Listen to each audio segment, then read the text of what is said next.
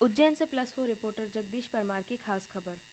उज्जैन का जिला प्रशासन कोरोना वायरस की तीसरी लहर को लेकर तैयार।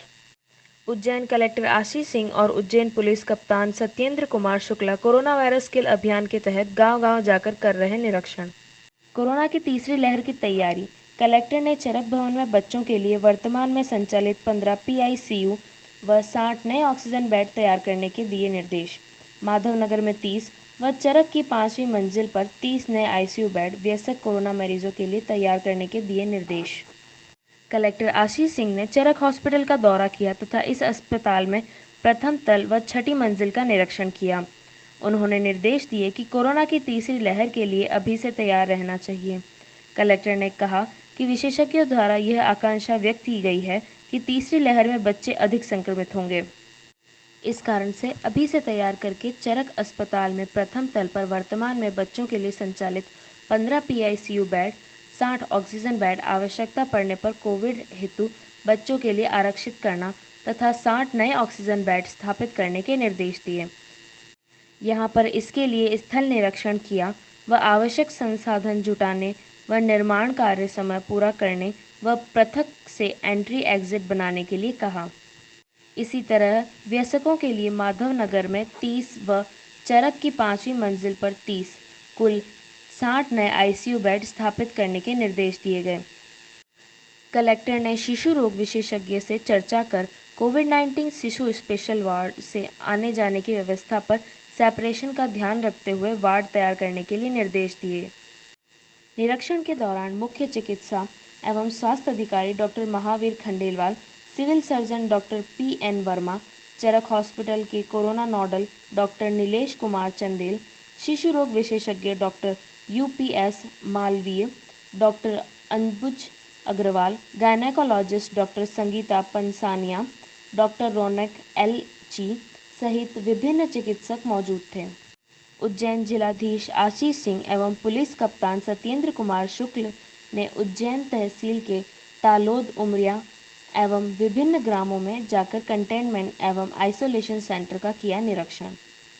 उन्होंने होम आइसोलेशन में रह रहे मरीजों से चर्चा की, उनको दिए गए मेडिकल किट का अवलोकन किया, साथ ही सर्वे दल के सदस्यों से चर्चा की तथा निर्देश दिए गए संदिग्ध सूखी खांसी के मरीजों से दवाई लेने व परीक्षण करने पर चिकित्सा कर्मचारी सर, तीसरी लहर आने वाली है और जिला प्रशासन की क्या तैयारी है?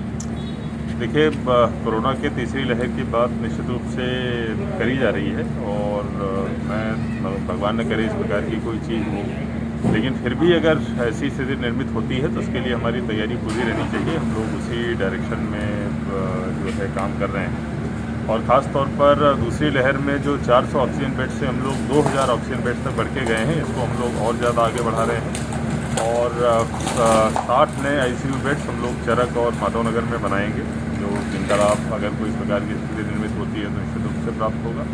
इसके अलावा जो बात करी जा रही है कि तीसरी लहर में बच्चे ज़्यादा प्रभावित होंगे, उसके लिए हम लोग विशेष तैयारी कर रहे हैं और लगभग हमारे पास में अभी 60 ऑक्सीजन बेड्स और 15 ICU बेड्स हैं जो जनरल वार्ड के रूप में हैं, जिनको हम लोग सेपरेट करके ये 75 बेड हमारे तत्काल बच्चों के लिए काम में आ सकते हैं और 60 नए बेड्स पर हम लोग ऑक्सीजन लाइन जो है वो डाल रहे हैं। तो लगभग 135 बेड्स की हमारी 15 ICU बेड्स के साथ में उपलब्धता रहेगी अगर बच्चों के इस प्रकार से केसेज आते हैं। ये केवल मैं शासकीय व्यवस्था की बात कर रहा हूँ, इसके अलावा RD गाड़ी और दूसरे प्राइवेट अस्पतालों से भी हम लोग टच में हैं कि उनको भी थर्ड वेव के लिए जो तैयारियां करनी चाहिए उसको कैसे अपना इंफ्रास्ट्रक्चर बढ़ाकर वो उसकी तैयारियों में हमारा साथ दे सकें। सर, लगातार आपके द्वारा गाँवों में निरीक्षण किया जा रहा है, किस प्रकार के निर्देश दिए जा रहे हैं? देखिए, गाँवों में बहुत ही संक्रमण जितना तेज़ी से शहर में कम हुआ है, गाँवों में उससे भी ज़्यादा तेज़ी से कम हुआ है संक्रमण। ये बहुत अच्छी बात है। एक समय ऐसा था जो हमारी 300 से अधिक पंचायतें जो हैं वो प्रभावित थी संक्रमण से, जिनमें कोई न कोई केस था। आज वो संख्या घट के 150 से भी नीचे आ गई है और बहुत जल्दी हम लोग 30-40 केवल पंचायतें बचेंगी।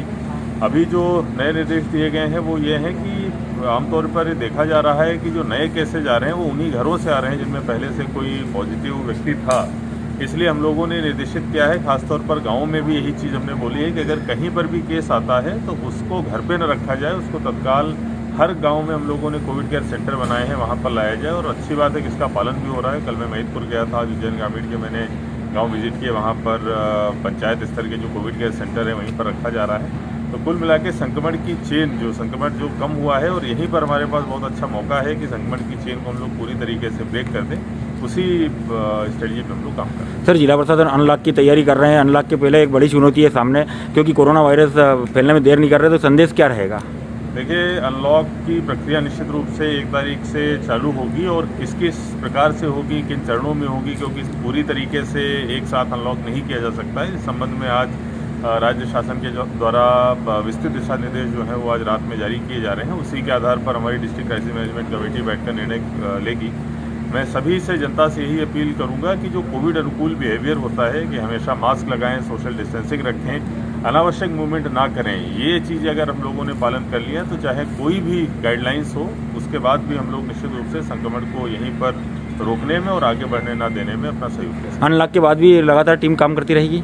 निश्चित रूप से, क्योंकि वायरस अभी भी हमारे बीच में है, अभी भी हमारे एक्टिव केसेज हैं, अस्पतालों में भी कुछ केसेज हैं। भले ही हमारे आज 70-80% जो है ऑक्सीजन बेड्स खाली हो, लेकिन फिर भी केसेज मौजूद हैं। तो इसका मतलब है हमें सावधान रहने की आवश्यकता है। तो चाहे हमारी सर्वे की टीमें हों, चाहे हमारी RRT की टीमें हों, या इंसिडेंट कमांडर्स, तो आगे भी काम करते रहेंगे, जिससे कि पुनः संक्रमण का खतरा ना रहे।